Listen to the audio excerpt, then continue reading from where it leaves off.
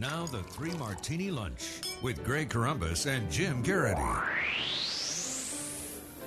And welcome, everyone, to the Wednesday edition of the Three Martini Lunch, along with Jim Garrity of National Review. He is also the author of The Weed Agency. I'm Greg Columbus of Radio America.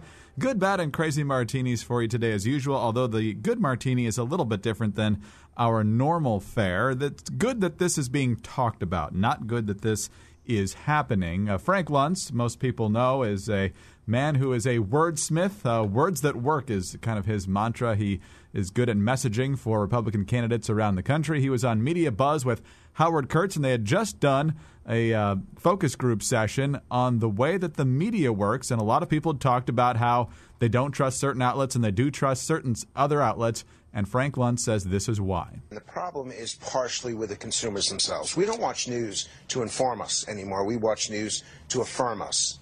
And so I ask people, what news network do you watch? And I can guess with about 90% accuracy whether they voted for Barack Obama or Mitt Romney. We need a system. We need a situation where people are willing to be challenged, where their beliefs are willing to be challenged. Because the problem, Howie, is that now we don't even agree on the same facts.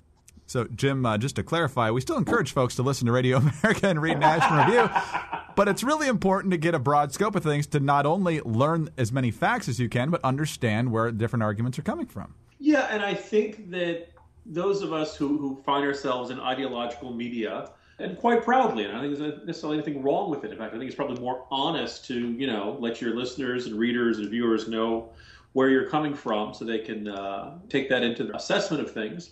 But ultimately, you got to tell people the way things are, and you cannot airbrush out the aspects of life that you don't like or the parts that are inconvenient to your narrative. And I don't think we do that. It will not surprise people. I think that the left is worse at this than the right is. But there are circumstances in which reality does not reaffirm the way folks on the right necessarily want to see the world. We want to, for example, we want to see we want to believe that Republicans are better than Democrats. And, not too far from where you and I are down in Richmond, Bob McDonnell's trial is doing a really nice job of letting you know there are bad people in our party, too. And I think there are some institutions on the right that have covered the McDonnell trial and the revelations of his behavior in office. But there are other ones that, it doesn't reaffirm the narrative that Republicans are the good guys and Democrats are the bad guys. And so that storyline just kind of dwindles away. On a National Review today, Brent Bozell has a little story about how frequently do you see a scandal story? And if it's a Republican, that's mentioned in the first paragraph. And if they're a Democrat, if they remember to mention it, it's in paragraph 13 or someplace way down there. When he talks about having different facts. If you watch MSNBC, you'd very much easily conclude that some no-name state lawmaker said, or remember the rodeo clown that had the Obama mask, and that was front page coverage in the Washington Post a couple of days later. That was the single, one of the most important stories around, because you had to know how terrible the people in the heartland are.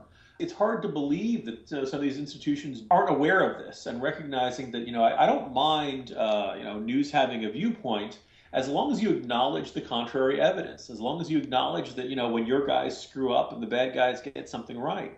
And I think that the phenomenon that Luntz is describing is a pretty prevalent one. Unfortunately, you can't make people watch things that they don't want to watch. Otherwise, I would, have enormously high web traffic and fantastic ratings every time I'm on Fox and things like that. Probably the simplest answer is to put out the best product you can and hope people will have the good sense to gravitate towards it. And for people to kind of realize that if you spend enough time in your cocoon, you may suddenly find yourself realizing that you're not, getting the whole story. Probably one of the best examples of this came from our colleague Mark Stein, is at the White House Correspondents' Dinner. Remember, it was right after people went back. It was Jim Treacher who went back to Obama's autobiography and found, you remember his unusual dining choice, Greg? Oh, yes, that would be dog. That would be dog, yes. And he mentioned that he'd eaten a dog in his boyhood days in Indonesia. This led to the Twitter hashtag Obama ate a dog. And everyone was kind of chuckling about this. Everyone in right media, conservative media, was kind of chuckling about this. I don't think it's much of a reason to vote against the guy, but it certainly does, give dog owners a bit of pause. No pun intended. That like, oh my goodness, I can't believe he actually did that. The president then goes out and starts making jokes about this. It's a dog-eat-dog world, and sometimes you eat the dog, yada, yada, yada. And there were folks in the audience, and the White House correspondent who had no idea why he was joking about eating dog, because this had only come across in the conservative media and liberal media, deeming it inconvenient to the Obama re-election narrative. Decided it did not need to be doing that. By the way, that is the ASPCA calling me to let me know how I should not be joking about people eating dog.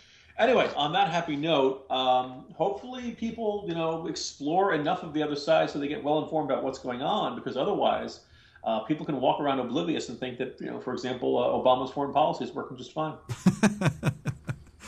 Speaking of things that aren't working well policy-wise, let's head to Martini number 2 now. And Jim, you and I both know the United States Conference of Mayors is a bastion of conservatism. Not. But they have a new study out that definitely shoots some holes in the president's narrative about where the economy is right now. A study released Monday by the United States Conference of Mayors shows that wages in the U.S. have dropped 23% since Obama's election in 2008. The report looked at the wages of jobs lost during the 2008 recession and compared them to wages paid in the same sectors today. It found that the jobs lost paid an average of $61,637 annually, but were replaced by positions earning only $41,171 annually. According to the study, this wage gap represents about $93 billion in lost wages.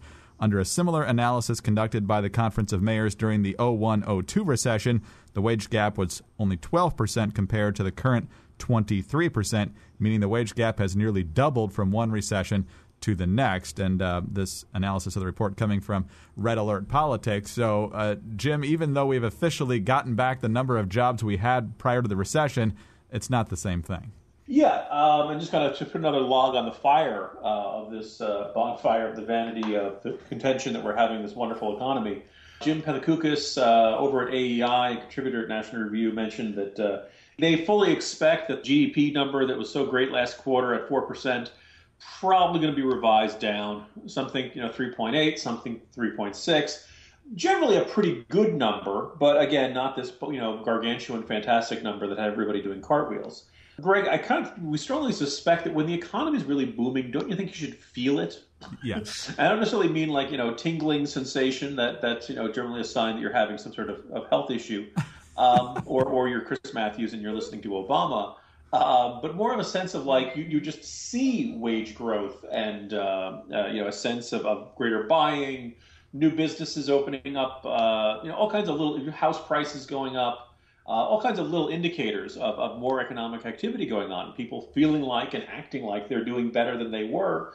And those little kind of psychological indicators just aren't around, maybe purchase of luxury goods and things like that.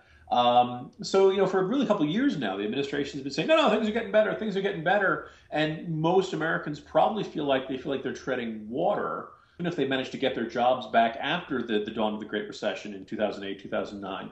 They're probably working fewer hours and or making, the wages aren't as good as they were before. I think the metaphor someone described was salmon swimming upstream, that ultimately you feel like there's a strong, headwinds, as the administration used to describe for the economy. Well, a lot of Americans feel like they've got personal headwinds blowing in their direction and they're not getting ahead. On to the crazy Martini now. And Jim, we've chronicled in a number of ways the problems the Democrats are having holding on to their Senate seat in Montana.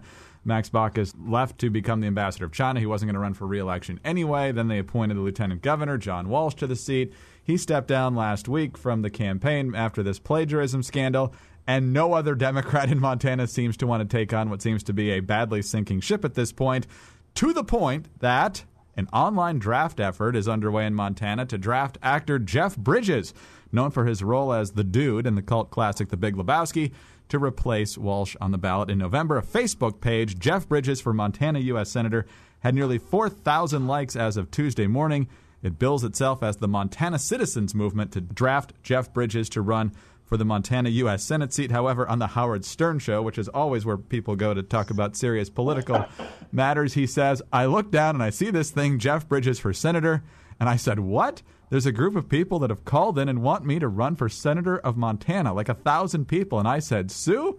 Bridges said. She looks at me and says, don't even think about it. So sorry, Montana Democrats, you don't even get Jeff Bridges on the ballot. Now, here's the thing. He always seemed like a decent guy. He's very active in trying to fight childhood hunger and good causes like that. I suppose we may think that he is kind of up to speed and technologically savvy to handle the challenges of the 21st century. He was sucked into the computer in Tron and obviously has experience in the electronic world. I haven't heard him really lay out all of his thoughts on gun control, but I'm guessing from True Grit, he believes in the right to defense that. And let's face it, indisputably, some might say, oh, he's an actor. Is he really, the kind of guy you want handling politics? But he did serve as president back in the 2000 film The Contender. So all of that, you look at it, but I think ultimately the reason I could not trust him this U.S. Senate is what he did to Tony Stark, the formation of the Ironmonger suit, his rampage. Thankfully, Agent Coulson and Iron Man were able to stop that. So overall, I find it very troubling thought that he just doesn't have this as the right. He has a wide range of experience, but some very disturbing behavior in his past. So he's probably best where he belongs. I would also point out that anyone who appeared in R.I.P.D. Just should not be in the U.S. Senate. Jim Garrity, and I approve this perusal of IMDb. Jim, good job. Talk to you tomorrow. See you tomorrow, Greg. Jim Garrity of National Review. I'm Greg Corombos of Radio America. Thanks for being with us today. And be sure to join us again on Thursday for the next 3 Martini Lunch.